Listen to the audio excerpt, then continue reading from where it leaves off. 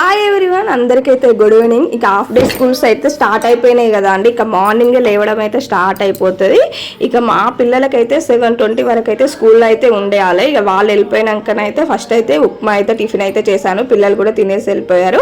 ఇక నేనైతే కాకరకాయ కర్రీ అయితే చేశానండి. ఒకసారి నా స్టైల్లో చూపిస్తాను చూడండి. చాలా అంటే చాలా టేస్టీగా ఉంటుంది. చేదు అనేది అస్సలు ఉండదు.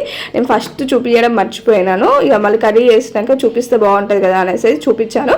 ఫస్ట్ కడాయి పెట్టేసుకొని కడాయి వేడైనాకైతే నూనె వేసేసుకొని నూనె వేడైనాక జీలకర్ర ఆవాలు కొంచెం మినపప్పు శనగపప్పు అయితే వేసుకోండి. తర్వాత ఉల్లిగడ్డలు వేసుకొని మంచి గోల్డెన్ కలర్ వచ్చేదాకా ఫ్రై చేసేసుకున్నాక తర్వాత కొంచెం లైట్గా పసుపు కూడా వేసుకోండి. పసుపు వేసుకొని మొత్తం ఫ్రై అయిపోయాక మనం కాకరకాయ ముక్కలు వేసుకొని మొత్తం ఆయిల్లో అయితే ఫ్రై చేసేసుకోవాలి. ఆయిల్లో మొత్తం ఫ్రై అయిపోయాక కొంచెం చిన్న గ్లాస్ అయితే చింతపండు రసం కూడా పోసేసుకోవాలి. చింతపండు రసం పోసేసుకొని మంచిగా ఉప్పు కారము ధనియాల పొడి గరం మసాలా అవన్నీ వేసుకొని అయితే మొత్తం కలిపేసుకొని లాస్ట్లో కొంచెము పల్లీల పొడి నువ్వుల పొడి కూడా వేసుకోండి. టేస్ట్ అయితే బాగుంటుంది. ఇక మొత్తము మనమైతే పులుసును అయితే దగ్గరకు వచ్చేలాగానైతే మరగించుకోవాలి. ఇదైతే పులుసు కాదండి, కర్రీ మొత్తం దగ్గరకు వచ్చేసి కాకరకాయ ముక్కలకైతే పట్టేలాగానైతే మనం అయితే చూసుకోవాలి. ఒక 5 minutes సిమ్లో పెట్టేసుకొని మొత్తం ఉడికించుకుంటే దగ్గరికి అయితే వస్తుంది.